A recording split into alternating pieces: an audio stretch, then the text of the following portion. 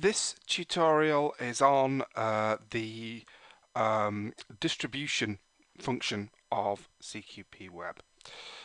If we start with a fairly straightforward query, let's say just a query for a single word, let's go and say sometimes, and we run the query, then the distribution option is one of the analysis options that can be reached from this menu here. So you select distribution and press go. And what the distribution screen does is it lets you know how frequent a word is in different sections of the corpus. Now, what do we mean by sections? Well, we mean all the groups of texts that are defined by different types of textual metadata. So when we get to the distribution screen, which is what you see here before you, the default thing to be displayed is a table, a distribution table for each method of text classification that is present in the corpus. So this is the Brown family extended, as you can see up here, and this corpus contains several different methods of classifying texts. Text can be classified by broad genre, or they can be classified by the corpus they come from, because this is a collection of corpora, not a single corpus. They can be classified by the text category codes, which run A, B, C, D, E, and so on, or they can be classified based on the time period that they come from, or they can be classified based on the regional variety that they come from. So there is a separate table for each of these classification schemes, and within that table you have, down this side of the table, you have a list of the categories that are present in that text classification scheme. So in the broad genre classification scheme we have fiction, general prose, learned and press. In the, skip a couple, go on to the last two. In the time period, we have these four different time periods: 1931, 1961, 1991, 2006. And we have two regional varieties: British English and American English. And so the same texts are being sorted and classified in different ways. So let's talk through what the rest of the table tells you. The first column tells you how big this category is. So the corpus, as you can see from the total row, is 6.89 million words in extent. So 6,897,517. That 6.89 million words is divided unevenly across these four categories, and so the words in category tells you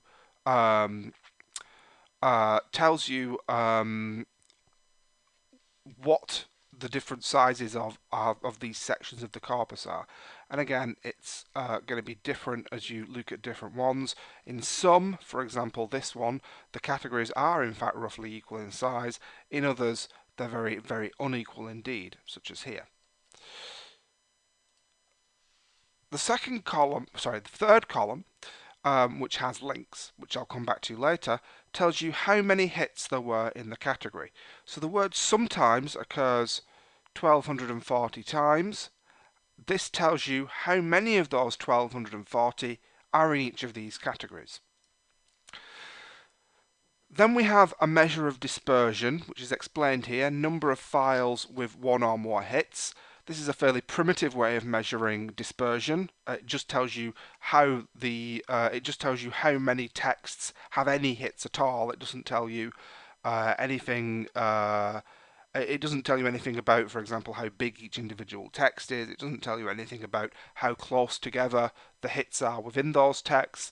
So it doesn't tell you everything about dispersion, but it tells you something about dispersion. If the number here is very low, then you're looking at something that is likely to be concentrated. On the other hand, if the number here is almost as big as the number here, you're looking at something that's very spread out.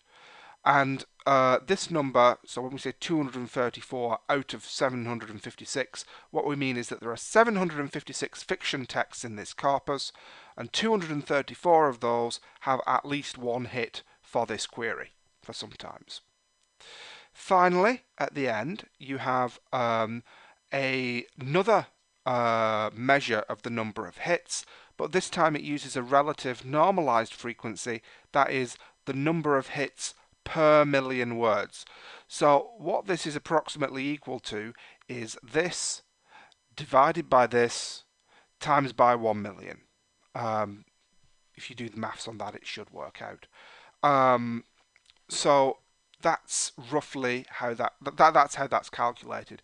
The frequency per million words is a kind of standard way of doing relative frequencies in corpus linguistics. So that's the distribution table. Just a couple of other things to show you here. Firstly, these little arrows here, which you can hover over, a little tip will pop up.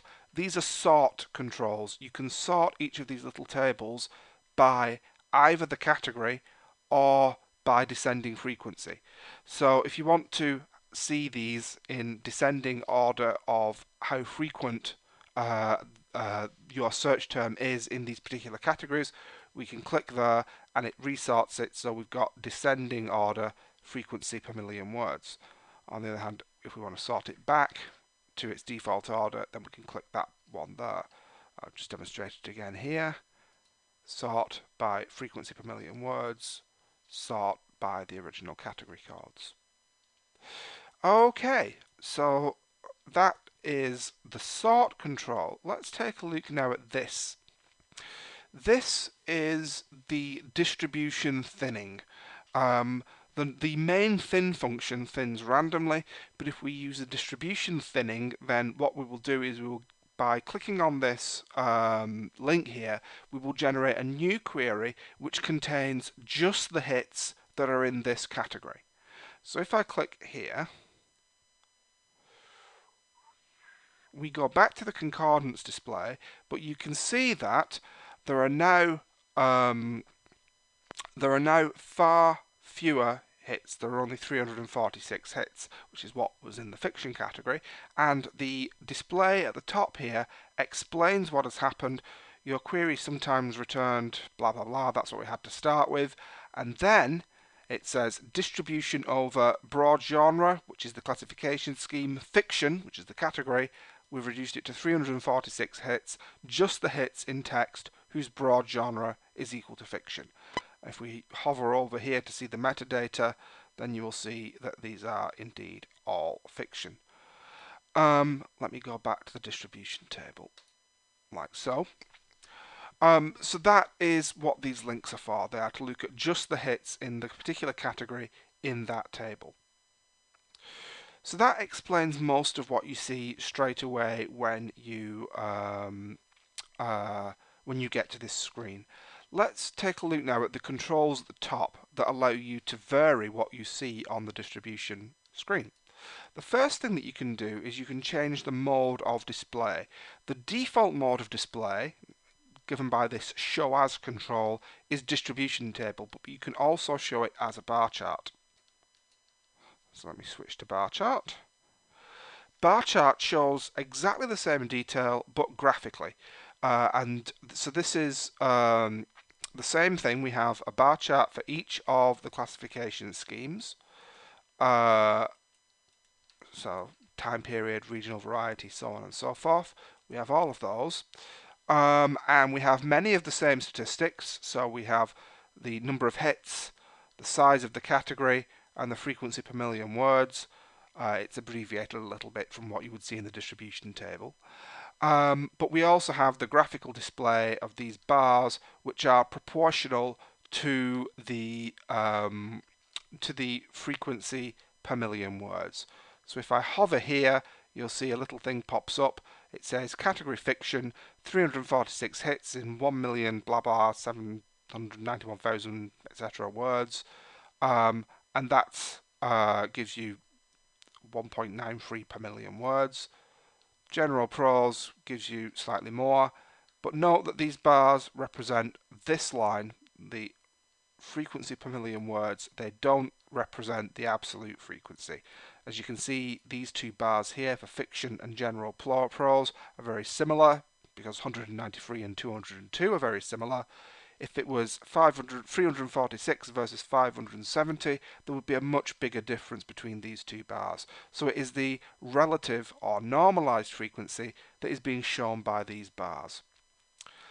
And you get, as I said, one of these bar charts for every classification scheme in the corpus metadata. So that's bar chart. Let's switch back to distribution table. You can also choose what to show. By default, it says general information. What does general information mean? Well, as I say, it means one table for each classification scheme in the corpus. However, you can also pick just one if there's just one you're interested in and look at that without the others getting in the way. So if we want just that one, there it is. And if we want it as a bar chart, then there's that as well. The other thing that we can look at here is file frequency information. File frequency information is as follows. File frequency information, it's worth pointing out, has to be as a distribution table. It can't be as a bar chart, so you can see it flip back to distribution table mode automatically. What file frequency information does is it gives you the breakdown not by categories of texts but by individual texts. Now, some corpora have got lots and lots and lots of individual texts, such as this corpus, for instance, and therefore it doesn't actually show you every single text. Instead, it shows you the files or texts which can contain the most number of hits, or the highest frequency per million words. This is now done on the basis of individual texts, and then a separate table showing the texts with the lowest number of hits. It says here only files with at least one hit are included. That is, it doesn't list files that have 0. So these are least frequent but occurs at all, right? Doesn't include any where there are no hits whatsoever. Again, let's take a look at the columns of this table. We've got the text code here, which are the same text codes you would see in along the side of a concordance, and the number of words in the text, the number of hits in the text, which is obvious, and then the frequency per million words calculated by this divided by this times by 1 million. So again, normalized here. Most of these texts in this corpus are of very, very similar length, so the frequency per million words is not so useful. But if there was big variation here, then you would need this in order to make sense of the number of hits. And just as in a normal distribution table, clicking on one of these links will take you to a thinned down concordance query display, concordance display, that shows just the hits in that one text. So let's go back. These links are for convenience. What they do is they take you to the metadata display for that particular text, which I shan't discuss further because that's been the subject of a separate tutorial. Now, this just gives you information on some of the texts. What you can actually do is download the entire list of text together with text frequencies using this control here. And if I do that now, this is the one of CQPweb's functions that provides you with data as a table in a plain text file. So if I open that up now and I drag it into the window, here we are. So this is the file that I've downloaded.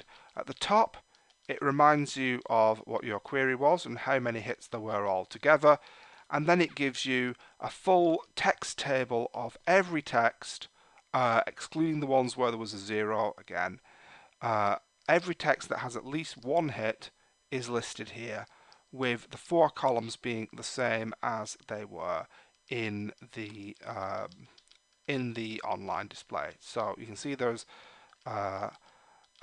what's line 805, and indeed there were, if we go back up here, 800 different texts. So yes, that's about right. for each of the 800 texts, there is a line here that shows us the information. So let me move that away again. So, what else can we do here? We talked about file frequency information. We can also look at what's called crosstabs. And what this means is we can have, as well as just having splitting the text up by one categorization scheme, we can also split it up by two at once. So for instance, let's say we want to split it up by time period and by regional variety. Okay, let us do that now. Okay, so what we get is four different tables for regional variety, one for each of the periods. So you can see that what's happened is that first of all, the 1240 have been split up into four categories according to the time period, and then each of those categories has been split up according to regional variety. Okay, so that's why it's called crosstabs, because if you had a simpler table, you could do it with time period across the top and then regional variety downwards. That would be a traditional crosstab. Because the tables are a bit too complex to do that, they're shown as four separate tables rather than having the four time periods across the top in a single table, but it's the same idea. So basically what this allows you to do is look at how the hits behave across different combinations of classification schemes. Okay, that does more or less sum up all the different options that we have here. From this menu, once you've finished, you can either go to a new query or you can go back to your original query result and carry on working. But that's about all there is to say about the distribution display.